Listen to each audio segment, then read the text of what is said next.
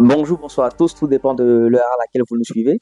Bienvenue alors dans notre podcast Parlons santé mentale, développement personnel et motivation avec Bereki Akodawa. Et il est vrai qu'il nous arrive à tous d'avoir mal après une situation vécue. Et pour la plupart du temps, nous avons tellement mal que pour nous remettre, il est vraiment difficile pour certaines personnes. Et pour d'autres, c'est traverser des périodes de dépression. Pour certaines, c'est ne pas avoir le soutien nécessaire qu'il faut.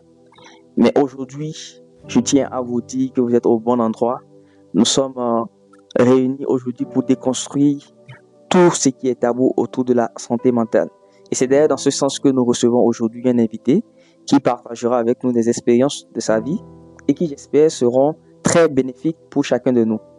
Alors, notre invité répond au nom de Ibrahim Mbaye. Il est étudiant en droit privé, affaires et entreprises et par ailleurs fondateur du cabinet Legalis. Je pense que j'ai bien prononcé. Oui, Legalist Partner. Exactement, Legalis Partner. Voilà. Alors, monsieur Ibrahim Mbaye, bonjour.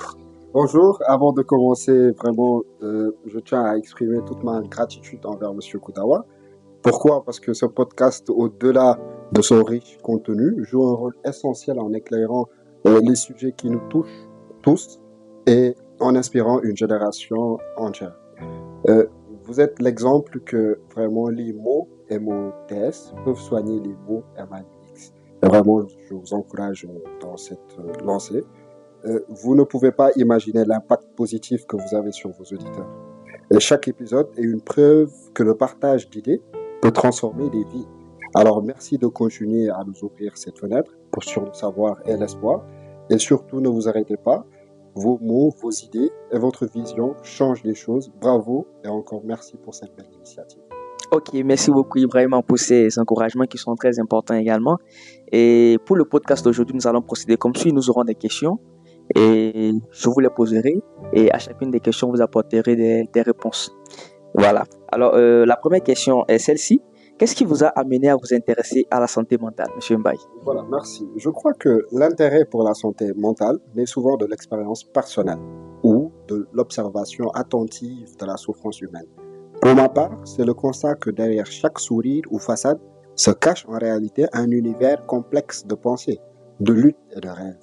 Nous vivons dans un monde qui valorise souvent la performance, la productivité et l'apparence, mais qui néglige souvent la sérénité intérieure. Je me suis intéressé à la santé mentale parce que j'ai vu à quel point elle est essentielle pour une vie équilibrée, mais aussi à quel point elle est souvent mal comprise ou ignorée. Elle est comme une lumière intérieure qui éclaire tout ce que nous faisons et pourtant nous lui donnons rarement l'attention qu'elle mérite. Ok, et ce qui me retient particulièrement dans cette réponse que vous venez de donner, c'est que pour la plupart du temps, plusieurs se focalisent sur l'apparence, sur les performances et oublient en fait l'importance de la sérénité intérieure de la personne. Bien sûr. Donc, d'une certaine manière, c'est ce qui vous a poussé à vous intéresser à la santé mentale. Et en réalité même, on ne se rend pas compte, mais comme le dit l'adage, tout ce qui ne s'exprime pas s'imprime. À un moment, on a besoin de partager cela, nos peurs, nos difficultés, ou les différents hauts et bas que l'on a dans notre vie, afin que l'on puisse recevoir une aide. Et d'ailleurs, Maria Maba, dans une si longue lettre, disait, la confidence noie la douleur. Donc le fait de partager, vraiment, c'est un poids qui s'enlève sur notre dos, mais vous ne pouvez pas imaginer. Donc, chers auditeurs, retenez déjà cela. Le fait de partager nos émotions, c'est quelque chose de très important qui nous aide. Alors, la deuxième question est celle-ci. Monsieur Mbaye, comment définissez-vous alors la santé mentale? La santé mentale, je dirais tout simplement que c'est l'harmonie entre le cœur, l'esprit et le corps. C'est les trois qui vont de pair. C'est la capacité de naviguer à travers les hauts et les bas de la vie avec résilience, tout en restant connecté à soi-même et aux autres.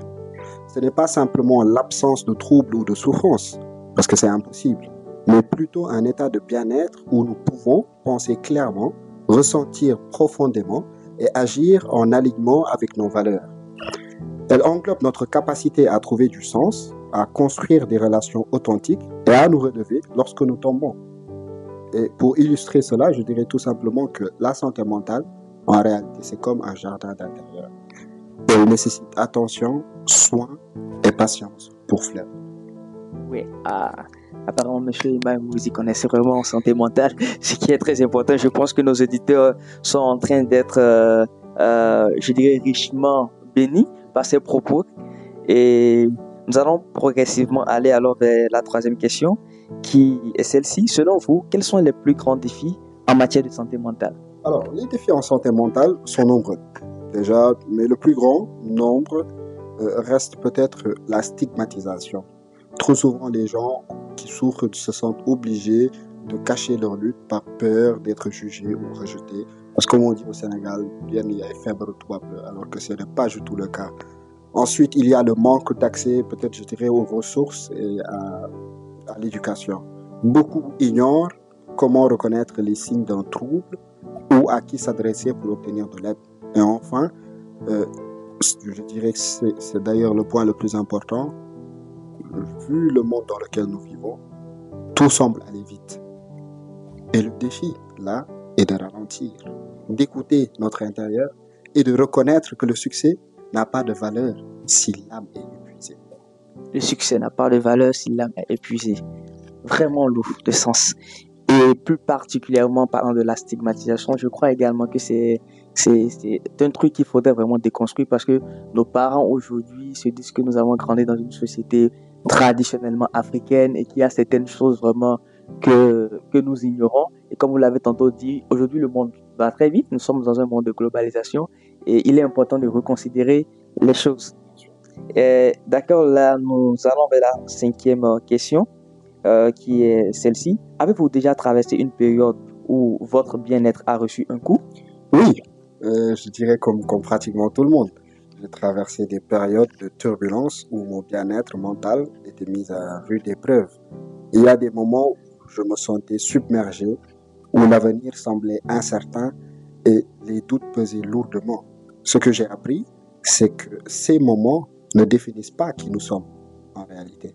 Ils sont des passages, des invitations à creuser plus profondément en nous-mêmes et pour nous donner peut-être un autre départ afin de mieux s'adapter. Et je dirais que les outils ou personnes qui m'ont aidé, c'est d'abord l'écriture. Je lis beaucoup et j'écris beaucoup. Mais j'écris pas peut-être pour publier, mais j'écris pour pouvoir... Parce que un grand auteur disait que ce que l'on ne peut pas dire, il ne faut surtout pas le taire, mais il faut l'écrire. Et dans ce contexte-là, ça m'a beaucoup aidé, m'a permis de transformer mes pensées en quelque chose de tangible. Ensuite, les conversations avec des personnes de confiance, comme je l'ai dit tantôt, la confidence dans la douleur, m'ont offert un espace pour être vulnérable sans jugement. La méditation et la connexion avec Allah ont aussi joué un rôle essentiel. Elles m'ont rappelé que tout dans la vie est impermanent, même les tempêtes les plus sombres. Ça va passer. D'accord, chers auditeurs, je crois que vous êtes en train de le comprendre. Il peut vous arriver de traverser des moments de turbulence, mais ce que vous devez garder à l'esprit, c'est que c'est juste pour un temps. Et le moyen également que de vous utiliser, c'est trouver des personnes de confiance, comme M. Mbaye l'a tantôt dit. Écrit, pour certains si c'est le cas, pour d'autres peut-être c'est du sport, c'est de la danse. En tout cas, tout dépendra de chacun de nous. Alors, Monsieur Mbaye, quel message aimeriez-vous alors transmettre aux personnes qui traversent les mêmes difficultés actuellement? Alors, ça, c'est pour le message. En réalité, je l'avais écrit depuis, parce que je me disais que c'était quelque chose que je devais partager. Et je l'ai écrit sur un ton un peu littéraire. D'accord. Parce que vous allez me comprendre. Donc, Ok. je vais vous le dire. Ok, merci. À ceux qui errent dans les labyrinthes de l'âme, sachez que même l'obscurité est une forme de lumière cachée sous un voile. Ce que vous prenez pour une chute est souvent une prosternation involontaire devant la sagesse de l'univers. Chaque blessure est une plume que le destin utilise pour écrire notre histoire. La souffrance n'est pas une fin, mais une encre. Elle grave en vous des mots que vous lirez plus tard avec gratitude. Comme le dit le soufi, ceux qui pleurent aujourd'hui arrosent les jardins de demain. Si votre cœur est un navire ballotté, sachez que les plus belles perles naissent dans les profondeurs des tempêtes. Alors ne craignez pas le chaos, il est le moule dans lequel se forge votre harmonie. Et souvenez-vous, Le chemin peut être sinueux, mais il vous ramène toujours à vous-même. Merci. Et moi, je retiens une chose, la souffrance en vous n'est pas une fin, mais elle grave en vous des choses des moments de gratitude que vous pourrez à la fin, que vous lirez avec gratitude à la fin. En tout cas, Monsieur Mbaye, merci beaucoup pour ce temps que vous nous avez accordé. Et j'ose croire que moi, comme tous les auditeurs qui nous ont suivis, ont reçu quand même d'importants conseils qui nous aideront dans la vie de tous les jours. Et nous profitons également du moment pour lancer un appel à toutes ces personnes-là qui traversent des moments compliqués. N'hésitez pas à trouver des personnes de confiance, trouvez le moyen pour pouvoir vous exprimer et cela vous aidera. Donc, est-ce que vous avez un mot de fin, M. Mbaye? Vraiment, merci beaucoup pour cette fenêtre qui m'a permis en réalité d'exprimer ce que j'ai toujours voulu partager avec mes pairs PAIRS, parce que je pense que c'est quelque chose qui est commun aujourd'hui à tous les jeunes qui ont des problèmes. Certains l'assument, d'autres pas. Certains le comprennent, d'autres pas également.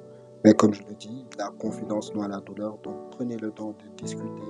Et vraiment, c'est le message que j'avais à lancer. Je vous remercie. Ok, merci Monsieur Mbaye, voilà tous nos remerciements. Et merci également à nos éditeurs. Et on se donne rendez-vous pour le prochain podcast. Restez connectés.